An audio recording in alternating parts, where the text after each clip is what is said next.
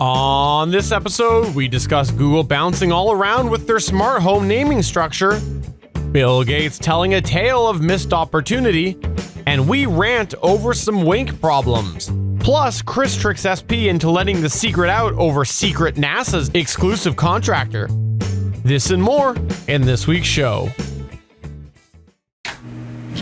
I'm SP from the GonnaGeek.com show, a weekly geek news podcast that is part of the GonnaGeek.com network. Just like the show you're checking out now. Shows on the network are individually owned and opinions expressed may not reflect others. Find other amazing geek shows at GonnaGeekNetwork.com. This is the official GonnaGeek.com show. Here we're a bunch of geeks talking about geeky things. Each week, we run down the latest news and happenings in the world of geek. These are your hosts for the show, Steven. But what if I'm in the mood for a T-Swift story? Chris. I've heard the X is going to give it to you. And SP. That's how we roll on Gonna Geek on Monday night. We get crazy! Gonna Geek Productions presents the official GonnaGeek.com show.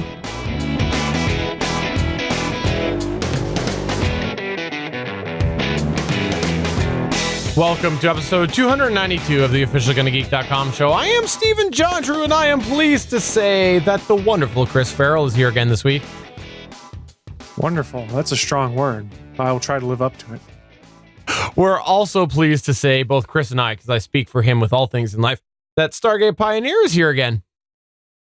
Hey guys, how's it going? In case you missed it, in case you don't know, in case you're listening just on Spreaker, we are live at www.geeks.live. We have a live chat and video available there. Once again, that's geeks.live.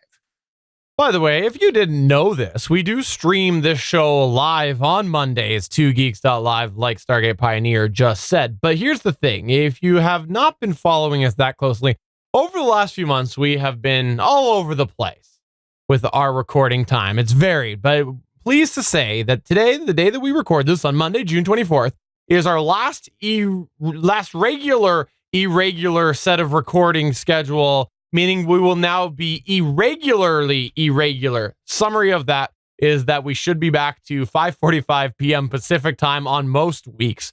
Going forward through July, that is 8:45 p.m. Eastern time. We should be back to our home time after this episode. Yes, we will occasionally, irregularly, have a week where we may not be able to do it at that time, but we'll do our best to communicate. So all of you who have been still coming by our live streams a little bit early, we do sincerely appreciate you bearing with us while we've done that. And hopefully we'll be able to grow that audience up again and have all of the SP fans come back, because we know that they only come out after dark. So if we're irregular, it sounds like we need a little fiber collectively so that we can become regular once again and get back on a schedule. So guys, get your Fiber One bars, get your shredded mini wheats. Let's do this thing. This is for the podcast. Time to fiber on up. I don't know what you're talking about. I actually, for an office chair, use a toilet. That's what I use. It's comfy. It's not surprising. Steven, since you're saying irregular all the time, do you happen to know the difference between a rational and an irrational number, maybe a prime and a real number, a natural number, an integer? Do you know the differences between all that? Between prime universe and non-prime universe? Yes, I do know all about that. That's what I thought. Let's go ahead and move on to our news.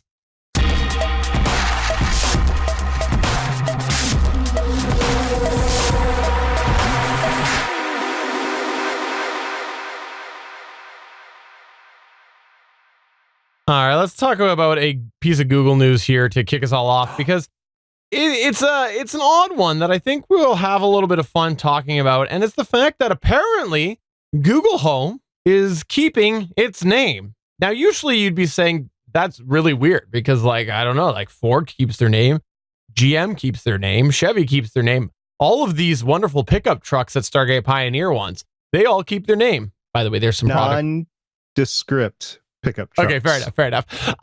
But why this is interesting is because back at Google I/O 2019, Google had launched a new product. They called it the Nest Hub Max. This was essentially the evolution of the Google Home Hub that had been announced previously. And the weird thing was that the Google Home Hub actually ended up being renamed when it was brought to Canada as the Nest Hub and some other places. So people were theorizing that the Google Hub line was essentially, or the Google Home line was essentially becoming the Nest line.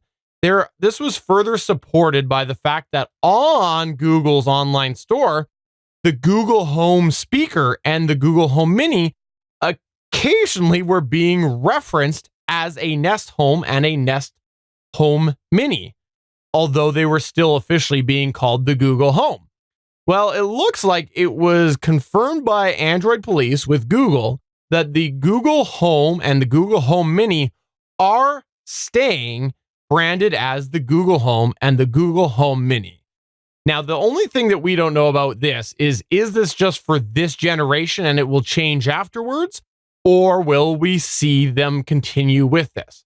And the reason I wanted to mention this in specific was because I feel like the whole Google Home line has never really found what it wants to do. Like, to me, I look at the Amazon line, the Amazon A word line, and I'm specifically not saying Echo for a few reasons, but the Amazon A word, and it seems very clear to me what they are wanting to do.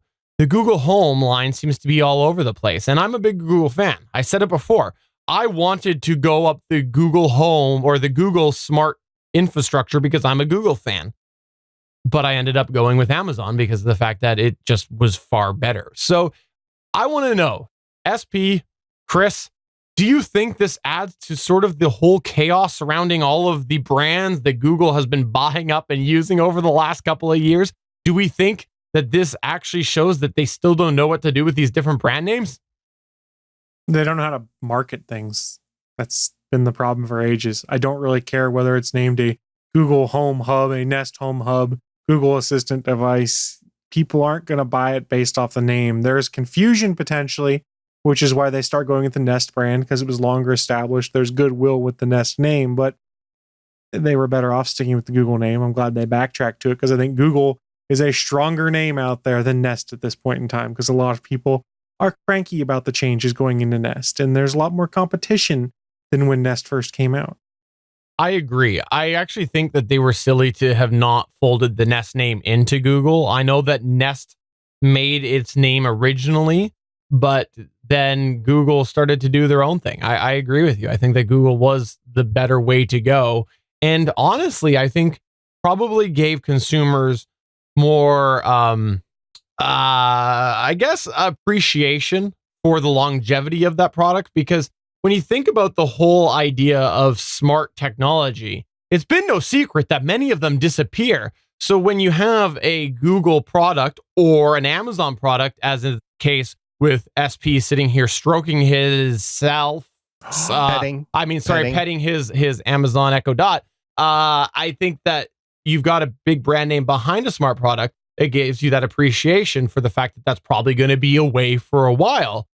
Nest was already bought up once. Nest is something that's been around for a while. So to somebody who's uneducated, they might just go, how long is it going to last? So I am with you, Chris. I'm glad that they actually seem to be retreating to the Google name. SP, now that you have adequately stroked your petted your Amazon Echo device. By the way, I made the same joke twice just because I thought it wasn't funny the first time. So I thought I'd try it a second time. It still wasn't funny. Do you have any take on this? What do you think? Are you wishing that Amazon Echoes were constantly being renamed? Google has a smart device. Listen, guys, the Amazon smart architecture is pretty good. It might not last forever, but right now it's pretty good. And I'm just going to stick with it. I know Google has been trying to catch up, but they just don't have the marketplace behind it. They don't have the store. They don't have the ability to really drive sales the way that Amazon does. So I think as long as Amazon continues to integrate as best they can with everything out there, I think they got the leg up on Google. And really, they have looked at renaming their stuff, right? There's the Spot, there's the Look, there's different ones out there, and they seem to be doing fine.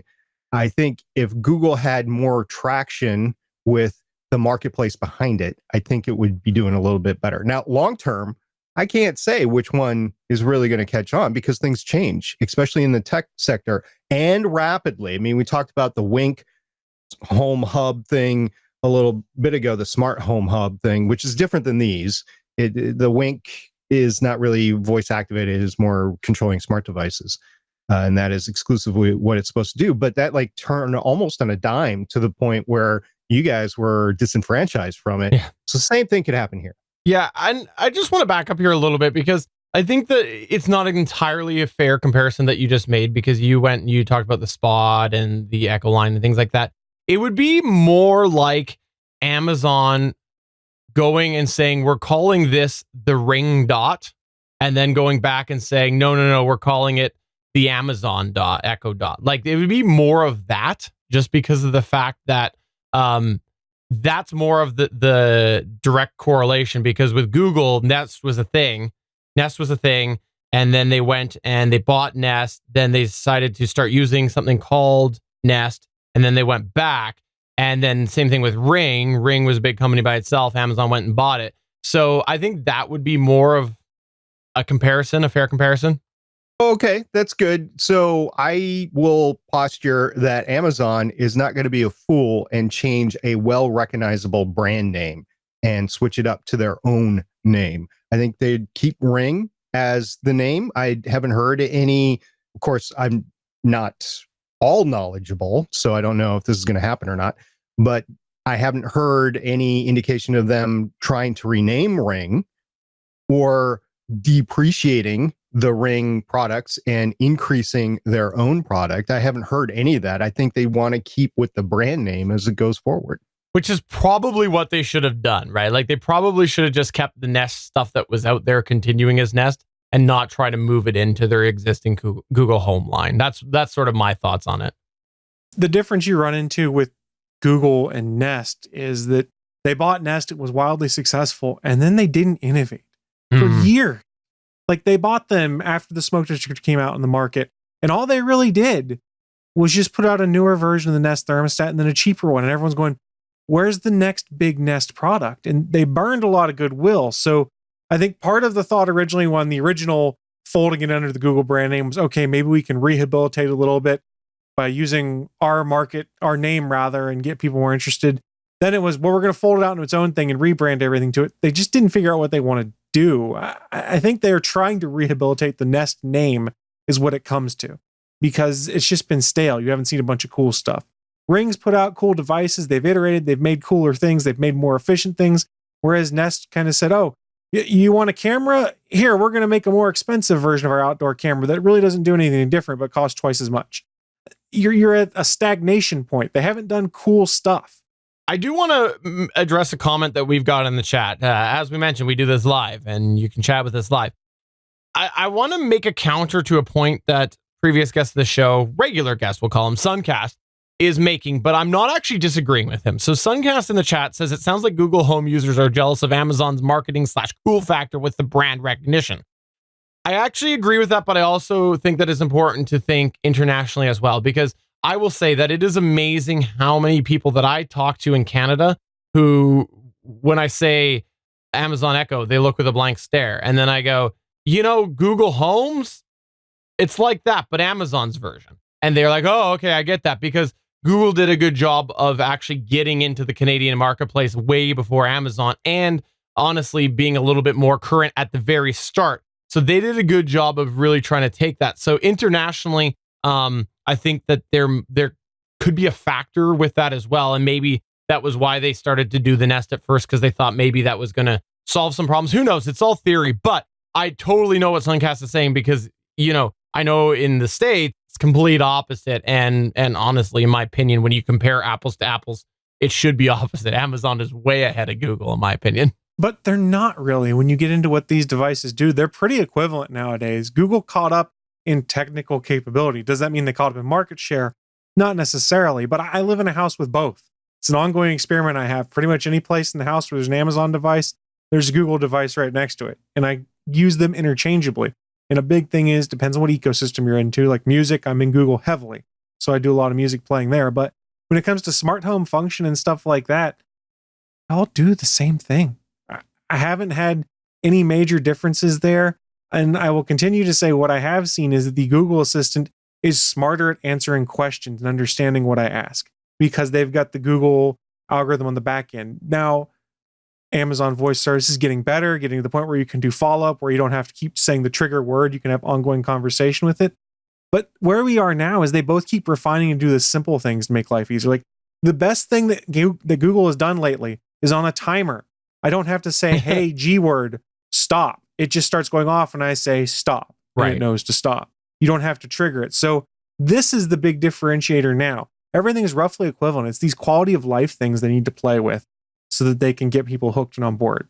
Google is caught up though when it comes to hooking into your network and all of your devices and home automation stuff. They're still, in my opinion, not as fluid with the actual true smart home and the way you give it commands. Like I think that Amazon is still more forgiving in my experience from like, you can really easily confuse the Google Assistant by saying like, turn off a bulb when it's a switch. Amazon will pretty much react if you say, turn off the den farts, you know, like something like that. It'll still probably react properly. Like you can be really insane with Amazon.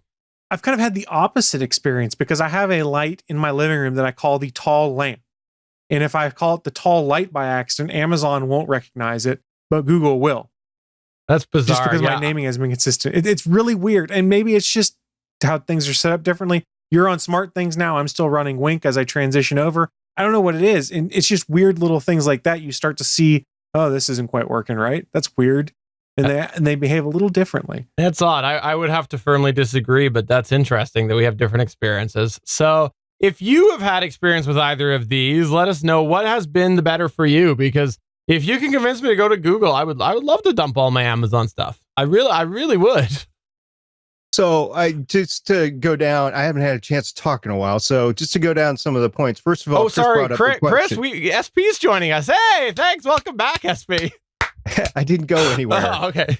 I wanted to swear and say something bad, but I won't make you edit the podcast. Okay.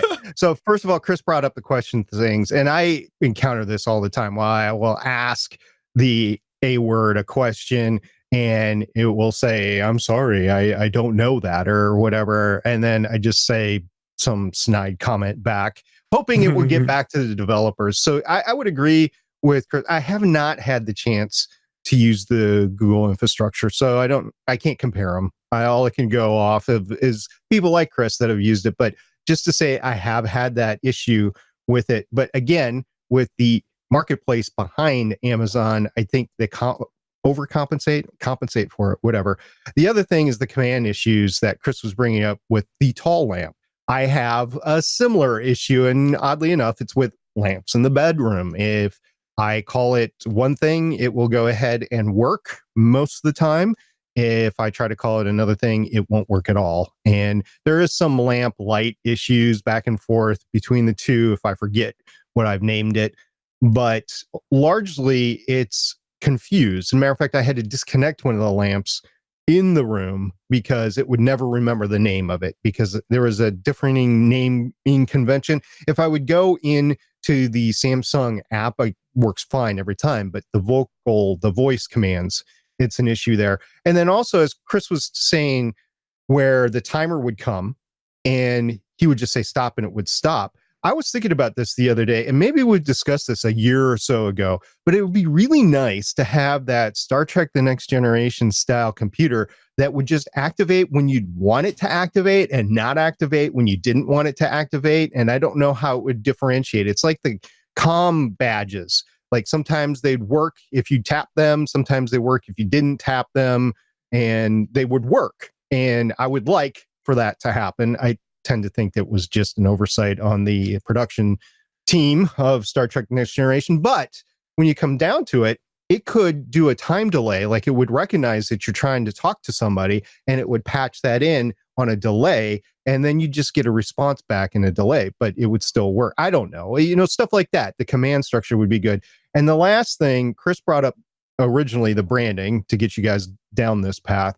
And maybe I need clarification on that. I won't say you're wrong, Chris, but Google was trying to increase the Nest brand by naming the Nest stuff Nest instead of Google, but then it's going to go back to Google branding for the names. They've gone back and forth depending on what the brand is perceived to be stronger at the time. Yeah, I disagree with that. I mean, I think you should call it one or the other. I mean, what they have done. That's all I'm saying. Yeah, I know. Toyota's a good example. So Toyota created a new sub brand called Scion, and then eventually they learned that people didn't want Scions; they wanted Toyotas. So they went back to the Toyota brand and they discontinued a lot of the brands, but some of the cars they brought over. So I don't. It's a weak comparison, but I'll just throw it out there. That I disagree. If I'm a consumer, I don't want my stuff being called Nest one year and Google the next. Which, by the way, Toyota, do they make any trucks, SB? I'm sure they do, but yes, you know what? Now that I've asked that question to you, expecting you to set it up, they do make a Tacoma and a Tundra, which I just thought we would go ahead and mention right now because we don't exclude here because SP wants any truck. Moving on to the next news point here. Honestly, I'd take either. Speaking of weird tech decisions, Chris Farrell, you've got one that was an admission by a former tech giant. I mean, I would argue he is still a tech giant, but we are talking about one Bill Gates, one of the founders of Microsoft. I will fully admit here and now that a young Chris Farrell in middle school found Bill Gates fascinating. I was the strange kid in middle school, and I had to double check the title on this, who picked up and bought Bill Gates' book, The Road Ahead, and read it because it seemed interesting to me. Had a CD in the back of the book with the entire book on it as well. And yes, I probably still have that CD floating around somewhere with the digital version of Bill Gates' book. But I did read it. I find him to be a fascinating person. Skip forward 20 some odd years later to a Chris approaching middle 30s rather. And I still find him fascinating. And he has been making the rounds, doing some interviews. He did an interview at Village Global, which is a venture capitalist firm, where he revealed what he thought his greatest mistake ever was. And what was it? He's missing the opportunity to get involved and beat Android. He said, in the software world, particularly for platforms, there are winner-take-all markets. The greatest mistake ever is whatever mismanagement I engaged in that caused Microsoft not to be what Android is. That is, Android is the standard non-Apple phone platform. That was a natural thing for Microsoft to win. It really is winner take all. If you're there with half as many apps or 90% as many apps, you're on your way to complete doom. There's room for exactly one non-Apple operating system. And what's that worth? $400 billion. They would be transferred from company G to company M. So yes, he kind of admits that Microsoft dropped the ball when it comes to the smartphone race, specifically the OS side of the house. It's kind of surprising because, many people would have assumed that Steve Ballmer would have been the one you could blame for this. Because remember, Steve Ballmer was running Windows as we transition into the 2000s. He was big on saying phones have to have keyboards. This Apple phone, it's got no keyboard. People aren't going to want it. They want Blackberries and Windows phones and things like that. That's the way of the future. Yeah, no, that wasn't the case. We saw that wasn't the case. He was routinely seen mocking the iPhone, and he was quite wrong, is what it comes down to in the end. And Microsoft just kind of missed the boat when it came to mobile. They tried to move forward with Windows Mobile and Windows Phone. Just didn't work. In December 2008, they scrapped Windows Mobile, moved towards Windows Phone, and we saw what happened there. It became a punchline for many of our geeky jokes about smartphones and things like that. And we are now at a point in time where Microsoft, they don't support their own phone OS. No. They build apps and they build launchers for iPhone and Android. There's supposedly a really good Windows-esque or at least a Microsoft-owned launcher you can put on Android phones that works really well. I haven't tried it myself because I like the stock Pixel launcher, but Microsoft, they kind of missed the boat here, and Bill Gates is right. It was a big mistake. Had they caught on, they would have beat Google in this race, and arguably, Google and Android phones would not be in existence. I won't blame them too much for the hardware because at that point in time, there was even Android phones with keyboards. There were Blackberries and everything. So I'm not going to fault them for the hardware. Where I'm really going to nail them here is on the software side, because what they were trying to do, Windows CE, Windows Mobile, whatever, they were trying to create the Windows experience as we know it on the PC, on the phone. And as you can tell years later, that didn't work. What people needed was a touchscreen app sort of environment that works way differently than the Windows environment did. And that's why Android won over Windows Phone. And that is why Apple has done so well over the years. It's an intuitive mobile experience that can be done on a much smaller screen. I agree, and I'll take it on a step further that they actually also at one point tried to correct their mistake, but instead of being at all innovative, they tried to just do what Apple was doing, which people were like, well, then why don't I just do Apple? It was like they couldn't realize there was a middle, which is what Android did. Like, for so many years, it was very clear. You go with Apple if you want straightforward, simple, it works well. You go Android if you want to tinker, you're willing to put up with a few bugs, but still have a touchscreen experience. And Microsoft just couldn't figure out that there was that middle part that Android was doing. They just were insane. And I agree, SP. They're made very questionable decisions. Their issue was they clung to the Windows mobile platform for too long and then tried to bastardize it into something similar to iOS and Android versus moving on to a new platform that would do it properly. Because I had a Windows mobile phone at one point in time. It was like a Moto Q, I think it was. It was a BlackBerry ripoff, but it was pretty good. And then the iPhone came out, and actually before the iPhone, it was the Palm Pre that really had me the most interested. And I was like, oh, this is the future. This is neat. This is things where you don't need to use a keyboard. You can just touch the screen and it makes life easy. This is how things are going to shift. And Microsoft was just slow to the party, similar to what we saw with BlackBerry as well.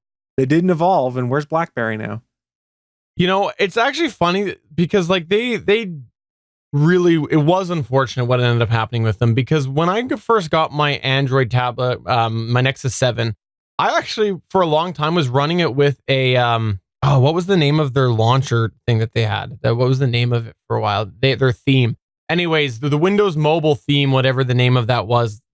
You know how Metro, it was Metro, right? I think it was Metro.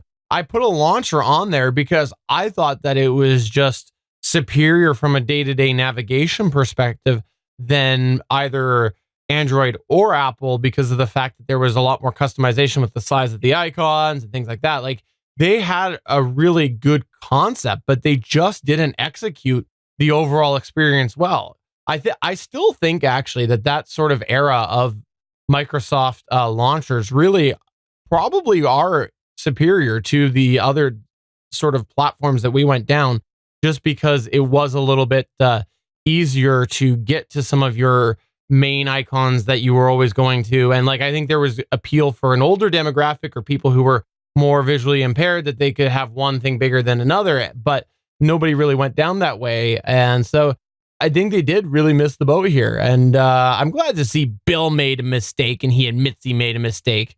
For shame, Bill. For shame. As one of the richest men in the world, I think he can admit anything he wants at this point in time. And Nothing's one of the most philanthropic as well. The only other mistake that I will say that was bigger than this for Microsoft, which I heard he's also very close to admitting, was not funding this podcast. I'm pretty sure that he still regrets that decision. That would have been a Satya Nadella decision, I think. I don't think Bill Gates was the CEO when we came around. No. It's still somehow involved. He's pulling strings. I think he really wanted to sponsor this podcast because of all the Apple bashing you two do. I don't bash Apple. I just think that they're a terrible company. Jesus. Send all your hate mail to js@gonnageek.com. By the way, hi, Josh Liston. Moving on to the next news point here. You said that you had an update about Boeing, or is it more like going? What I really wanted to talk about was Wink and how they are being so apologetic to all of their customer base. And they said that we've wronged you. They took a cue from Bill Gates. They said, we've wronged you. We want to go ahead and we want to move ahead and we want to integrate more devices, more Wink branded devices into our ecostructure.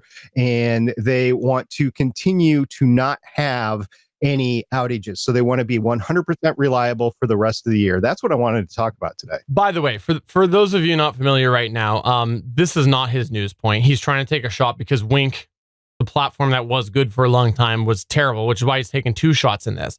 But SP has misplaced his opportunity to take a shot. He could have gone to the extra and gone, also, Wink sucks, and then gone into his rant there. He could have he could have done that, but he missed it. Instead, he's preempting his own actual news point here, which I'm okay with because, quite honestly, Wink sucks. And this is coming from somebody who owns several Wink products. Me, Wink has gone the same place as the things that go into my office chair that I talked about earlier.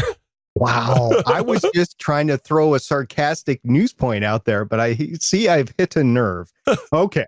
Why don't you put me on the solo screen again? You can delete all that out. No, we're going to leave all of that in. That's staying in. Staying in. Okay. It was okay. You're talking about Boeing going. So Boeing announced it is moving its space headquarters to Florida. This is important for a variety of reasons, which we'll get into. This I found in an article by Jeff Faust on spacenews.com, which was published June 19th, 2019. Quote, Boeing announced June 19th it will move the headquarters of its space division from the Washington, D.C. area to Florida. Dennis Muhlenberg, who's the chief executive and president of Boeing, announced the headquarters move from Arlington, Virginia to Titusville, Florida in a speech at the John F. Kennedy Library in Boston that kicked off a day-long space summit at the library commemorating the 50th anniversary of the Apollo 11 mission. The shift involves the Space and Launch Division of Boeing's Defense, Space, and Security Business Unit, currently headquartered near the Pentagon. Boeing spokesman Dan Beck told Space News the move will involve only a small number of people, led by current Space and Launch Senior Vice President Jim Chilton, his executive team, and support staff. No changes are planned to the company's space operations in other locations. The move is scheduled to be completed by the end of the year, that's 2019. In his speech and later question and answer session at the library, Muhlenberg cited as a reason for the move the progress the company was making on several programs, including the CST-100 Starliner commercial crew vehicle, Space Launch System, and the Phantom Express experimental spaceplane being developed for DARPA that may launch from the Kennedy Space Center. Okay, guys, that's the end of the news. Here's what's important. CST-100 Starliner, they're moving their executive team closer to the actual development. This is on the heels of the SpaceX capsule explosion. They're one-to-one competitors, and SpaceX's capsule exploded. We went through that a few months ago. This is Boeing's chance to get ahead of the game, and they are going all in. They're moving their executive team down to the area so they can be right there as the Starliner goes through its testing and evaluation process as it leads up to its initial launch. That's important. Also, as similarly important, is the Space Launch System, which is the government contracted large space launch vehicle. As you know, Falcon or SpaceX has had some issues with its launch system, and Boeing has had its troubles with the Space Launch System, including some in Congress calling for its cancellation. So they want to go all in and prove that they can get that thing going. And then the other thing that honestly I don't know anything about, but I thought just was interesting that it was mentioned here, was the Phantom Express, which is an experimental space plane being developed for DARPA that may launch from the Kennedy Space Center. So 3 big programs that are being run from Boeing, and they're mostly circled around the Kennedy Space Center area. And Boeing went ahead and said, you know what? We need our management there to ensure that these important projects go forward successfully. I think that is all great for Boeing. So what you're saying, Stargate Pioneer, is that you're going to be moving. Is that what I heard? Well, truth in lending, this time last year, I was exploring moving, but that's not going to happen. No, I'm not moving anywhere. I'm not in Boeing's executive service. So no. I thought, though, that Boeing was a cover for Secret NASA. That's Boeing, that is. Boeing. That's right. Boeing. Well said, Chris. Well said. Secret Boeing. Okay, so Stargate Pioneer, for me, the person that likes to look at all sorts of wonderful space things, how does this affect me personally? Well, I think it would affect you personally if you wanted to take a commercial space trip on a vehicle that is actually successful. We've noted the safety considerations that SpaceX has had, including the explosion of their space capsule. Big boob. Okay. Big oops there. And yeah, I think Boeing's got a little bit more of credibility when it comes to space safety. So I think that's going to be important for you long term for that. If you're interested in colonizing Mars, I think Elon Musk is going to push that more than Boeing is. I think Boeing is just in the process of making the airplanes for space travel. They like the 737s, 777s. They like to build the aircraft to get you there. Elon is building the aircraft to get there and actually do something. So I think it's two separate things, but if you don't have that airplane to get there, that spacecraft to get there, you're not going to get there and do anything. So that's needed as well. And maybe this will push SpaceX to get a little bit more robust in its safety considerations. Makes sense too, with Boeing's confidence being at an all-time high right now.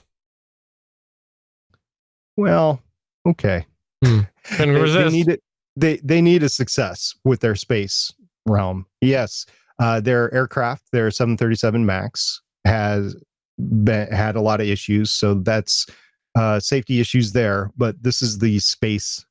It's the same company, but it's different sub companies. So there's different divisions that handle different things. Oh, so it would be kind of like General Motors having a GM branded truck as well as having a Chevrolet branded truck. Is that correct? Kind of. And this would assume that they would be made by different factories. Okay. Different locations. Okay. Stuff like that. Yeah. Okay, fair enough. I just wanted to double check because, there's like GMC Sierra 4x4s as well as Chevrolet Silverados and all sorts of other trucks. I'm going to get you that truck one day, SB. It's my mission. Yeah, one day we're going to plug enough trucks that someone's going to give us a truck just to shut the hell up about it. It's got to be a new truck, too. I'm not taking an old beater. No, choosing beggars here. Exactly. I'm not going to be put in that position. You tried making a 20-year-old truck run. No, thank you. I wasn't saying, what if it's like a year-old truck? You wouldn't take it? Okay, we don't usually go off the rails as much as we have tonight, but I gotta say, I was in a drive-through getting my coffee. I don't know when it was. It was not Tim Hortons. I don't care for Tim Hortons coffee. I mean, unless they want to sponsor us, then I love Tim Hortons. They're going to revoke your citizenship. So, since we already went off the rails earlier with Stargate Pioneer, here's the thing. I was behind, I don't know, it was like a classic, I don't know, probably a 70s truck. And I'm like, that looks extremely uncomfortable. And yet I wanted one because the old standard, farm type truck where it's just like a bench seat and your back is right against the glass. It looks absolutely terrible and inconvenient, but they just don't make a truck like that anymore. You're not going to see any trucks now that are being made around in 40 years. They'll all be in pieces. I just had appreciation for that truck. I think you're wrong about the trucks being around that long because I think they will be, but I don't. You have to say that if you want the sponsorship. It could be like modern day dishwashers or washing machines or refrigerators. They're just not built to last as long as they used to be. And then when they do get old and need repair, then you can't get the parts. So that could be a differentiating factor. Fair enough. Well, moving on to our extra news section here. Wink sucks. Yes, Wink sucks. Well, we'll go ahead and finish that story from earlier since SP started it. Why not? For those of you who do use Wink products, I do think that we should mention this sort of stuff when it does come up. So I'm actually glad SP mentioned this earlier, is that there is yet another Wink outage. Now, the reason why this one is worthy of mention is because of the fact that, again, this just came up 2 months ago. Wink did not, apparently, according to reddit.com, renew their SSL security certificate on their website. A couple months ago, we had this happen. It caused a bunch of outages and whatnot, and so they had to go and renew it. Well, allegedly, when they ended up doing that, the renewal information only showed for a couple month renewal. Apparently, there was a way that you could go ahead and do that, and it said it was valid from April 2019 to June 2019. So it was only a few month renewal. I think I said 2 months, but anyways, the thing is that now this happened again, and so it caused some outages, and they have apparently renewed it now, and it looks like it's extended for about 300 odd days. But the really weird thing about all of this here is that they made the same mistake 2 months in a row, and over the last 2 months, there have been a lot of shifts within the company. Their customer service dropped significantly with their support hours. They apparently fired a whole bunch of people and went a different route for the support. And they now all of a sudden have started to bring up the fact that they had no products available for purchase, and they are making one product available for purchase. So there's been a lot of shifts over the last couple of months, which is really odd that this was only renewed for 2 months initially.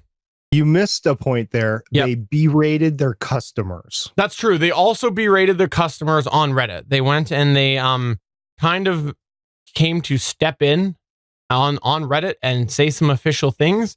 And then when they didn't like what they said, they ended up berating customers. And one of the things that they said was that Wink has never, ever, ever claimed to be supported outside of the US, which is entirely non-factual because I reside in Canada. And they actually specifically on their retailer's website listed Home Depot Canada, where I bought my products from, as an official retailer as well. They officially sold it from Amazon.ca because Amazon.ca doesn't sell stuff that they're, this was sold and shipped by Amazon. They don't sell stuff officially. Amazon doesn't sell stuff they're not allowed to officially sell.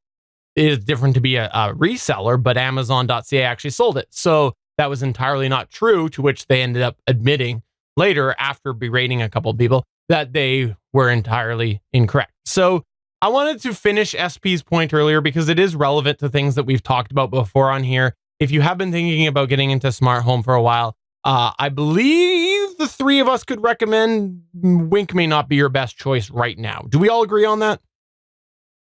I would agree to that. If I was just getting in, I would not be going the Wink route right now. Okay, cool. So we all agree on something for once in our lives. All three of us would say that. And I do like to highlight it because, again, Chris and I were very, very strong Wink advocates for a very long time and had many years of success with Wink. And so I think it's our duty to follow up about that. We also, all three of us, own Wink products currently. That's true.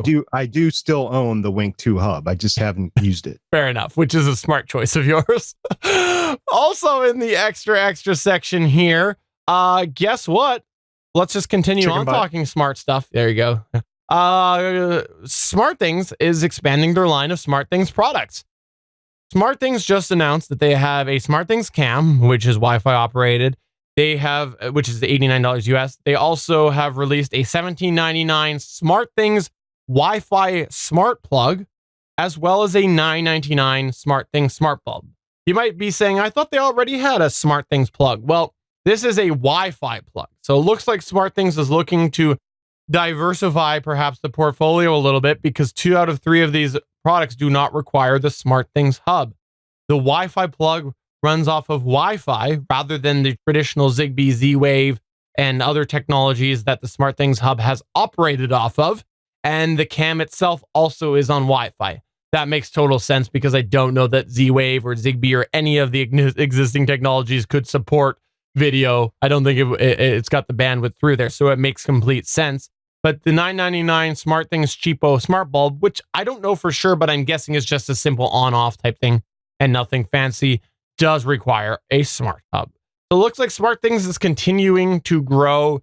I am not saying this is like a product placement or anything like that. Yes, a few of us here own SmartThings Hub.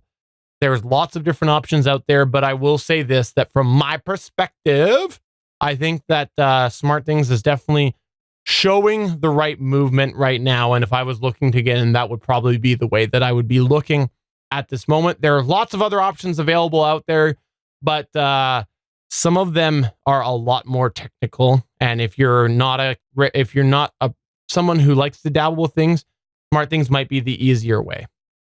One thing to consider, and I think we've touched on it before, is the home automation market has matured enough that you don't necessarily have to have a hub anymore. Mm-hmm. You look at what Amazon and Google are doing. They all have these things that say works with Google Assistant or works with Amazon.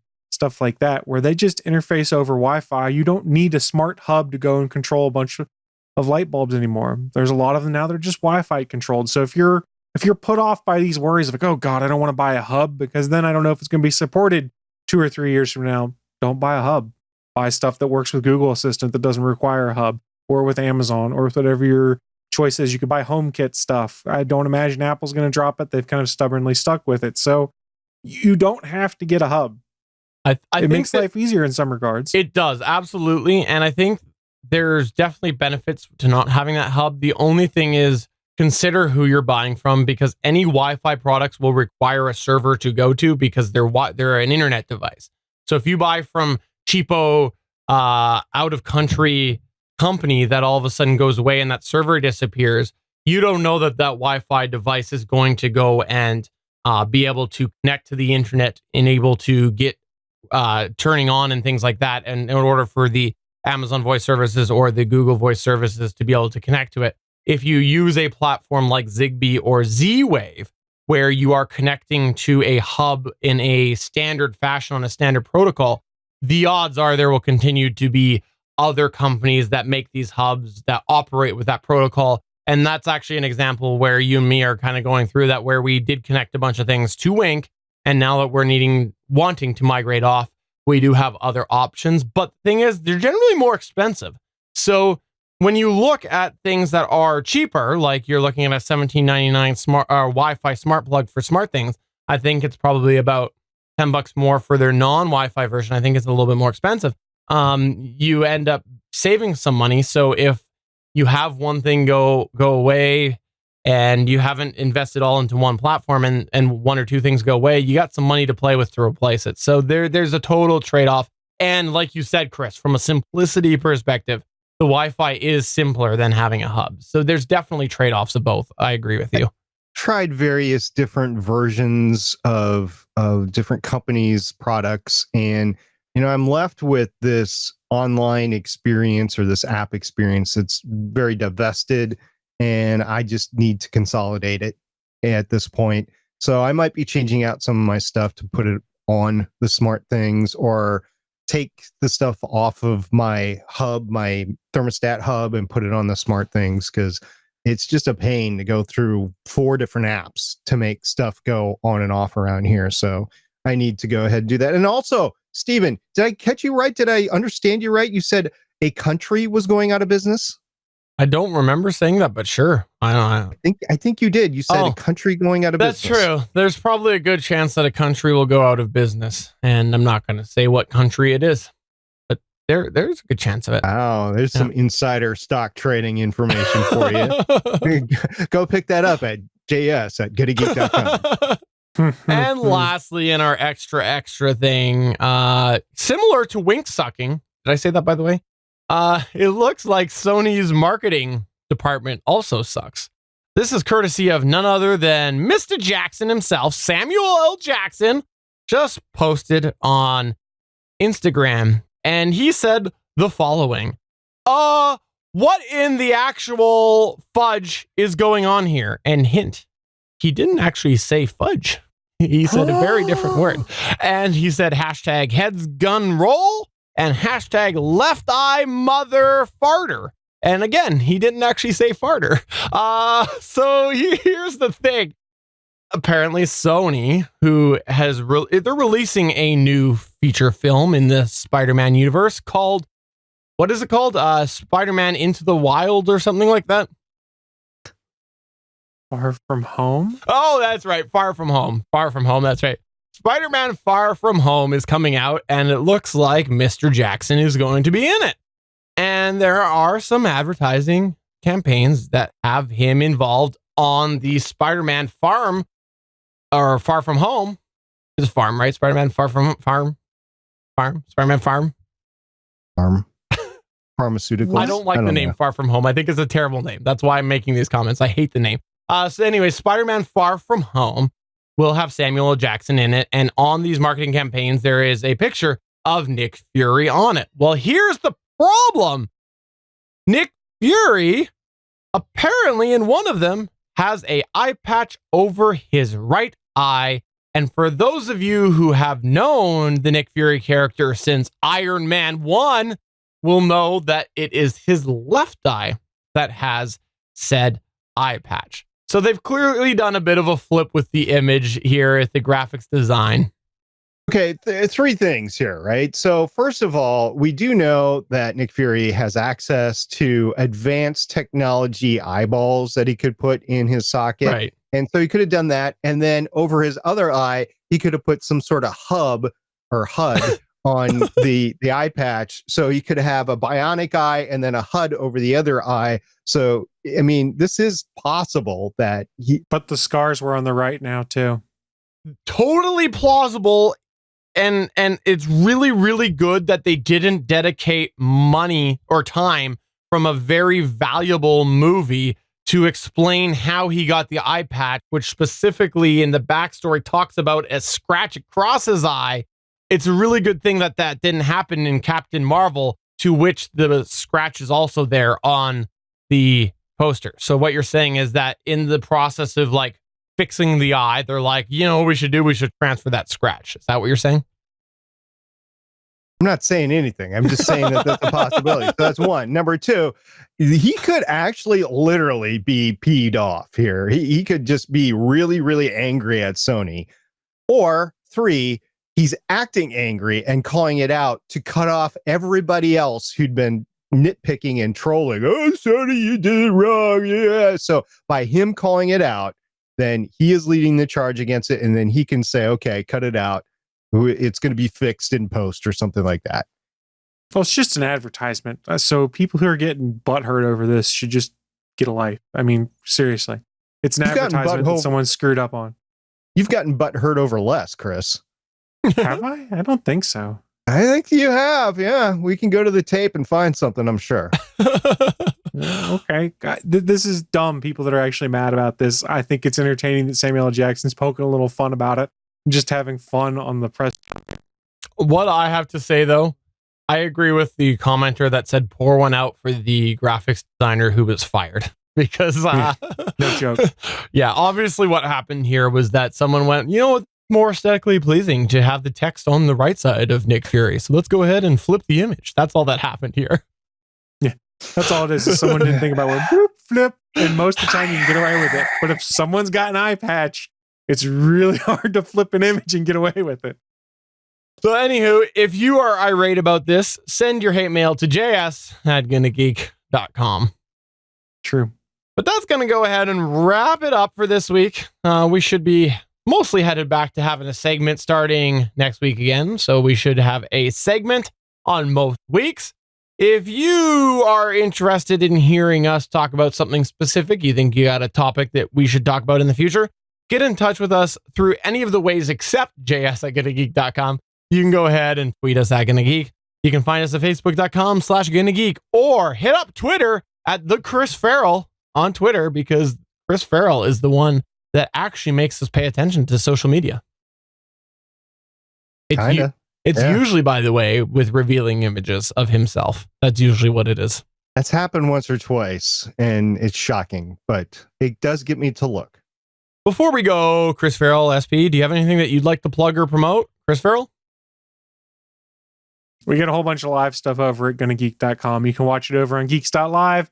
Just scroll down to the bottom of the page. You can see the calendar of upcoming live events. So please drop on by, watch some more live shows. Awesome. SP, is there anything or any new podcast on the network that you would like to plug or promote? In fact, there is, there's this new, I was just on the GonnaGeek.com website, the GonnaGeekNetwork.com website, and I noticed another little icon there, an avatar of a show called The Crash Couch.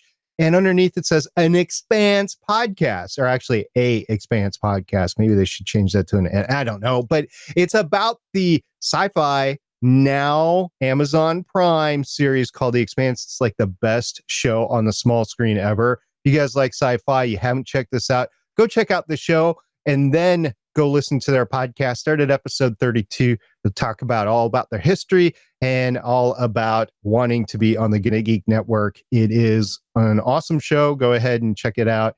And they will tell you in episode 32, if you have not seen The Expanse, go watch The Expanse, then listen to this podcast. I just have to say, by the way, that I like to keep myself aware of all of the geeky things going on. And when these people applied, I had to Google The Expanse because I'd never heard anybody before on the network talk about it at all. So, it was really nice to be enlightened about the TV show The Expanse and sort of the whole franchise, because nobody ever on the network ever has mentioned it before. So, yeah. It was my bad for not being vocal enough to get you to pay attention to it. Oh, you knew about The Expanse before this? Just slightly. Both Michelle and I, by the way, have been watching it since episode 1. Oh, that's right. I forgot Michelle mentioned. Oh, yes, Michelle. Michelle has mentioned it before. So on that note, for episode number 292 of the official GonnaGeek.com show, I'm Stephen John Drew saying, Michelle, thank you for telling us all about The Expanse. You're the only one that's ever done it. Definitely not SP. I'm SP saying I might not be here next week. I'm Chris Farrell saying, for the love of God, someone please give us a truck so we can stop with this gimmick. Please. Bye. Wink sucks.